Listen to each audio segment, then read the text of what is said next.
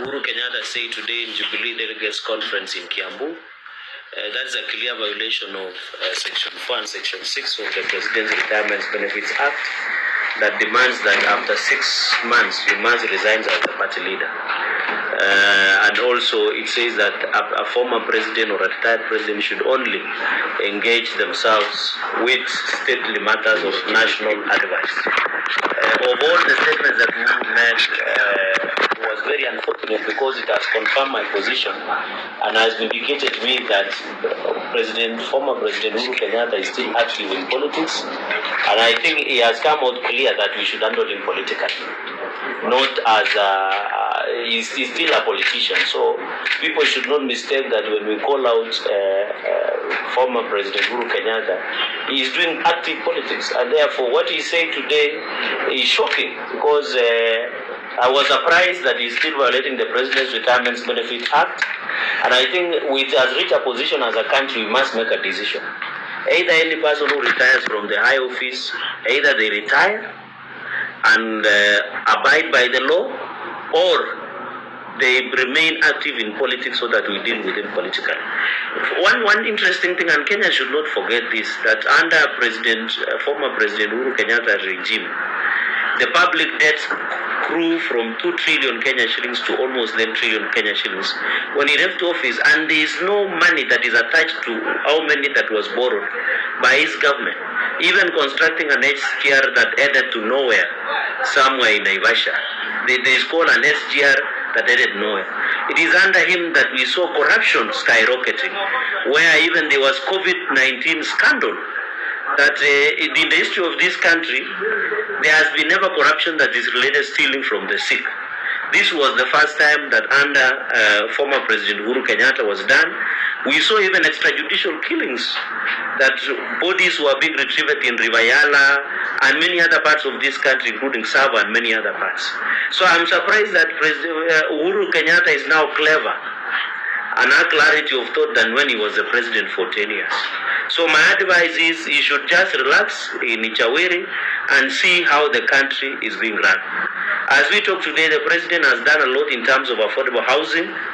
I was yesterday in Murang'a. When you left Rivachani as you are to Keno, there is a huge project of affordable housing program. I saw many, even in Gararia. I saw markets being constructed.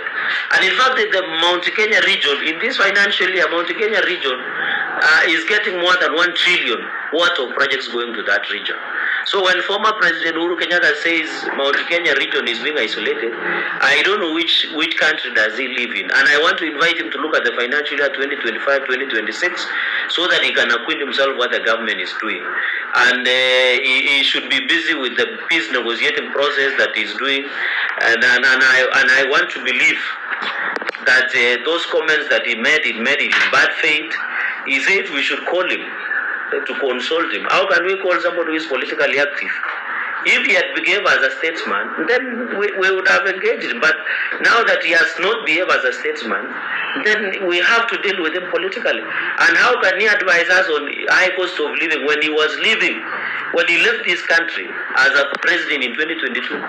Kenyans were surviving on hand to mouth. There was inadequate food supply in the country. There was a lot of hunger. There was a cost of fuel were very high. The cost of living was very high. We cannot consult him at any given time because he doesn't have even a single iota on how this country should be run. And I think he is what we call accidental president or post-colonial era of this republic. And we hope it doesn't happen in the near future. And you know, we defeated him in 2022. He had his own project, we defeated him.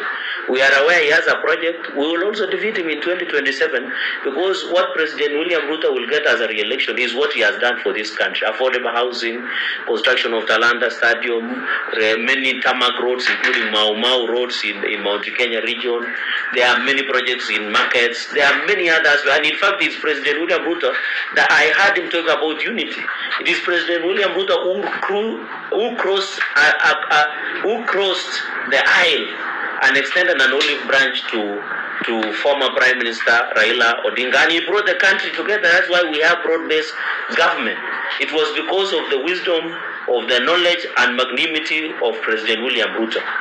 Secondly, and I want to believe, you know, these political parties we have seen, and I just saw my brother here. I have seen the former, it is laughable, because I just saw the former deputy president, impeached deputy president, just chatted in quietly, like a Muchawi. You know, he was chased away in London. In fact, he had told us he's going to raise 2 billion. But I'm told he raised only 2 million Kenyan shillings, or was it 1.5 million shillings? Because the Kenyans in London knew that this is a political conman, and they will not allow him to raise any money.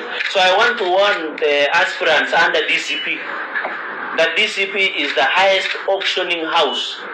Even I've seen some of the Gitungatis like from Kirinyaga, Murango, I've seen Garungo Adangwa, the likes of Metu, all of them, they will have to buy the ticket. That ticket has been sold to the highest bidder. And as a government, Mount Kenya is a stronghold of UDA.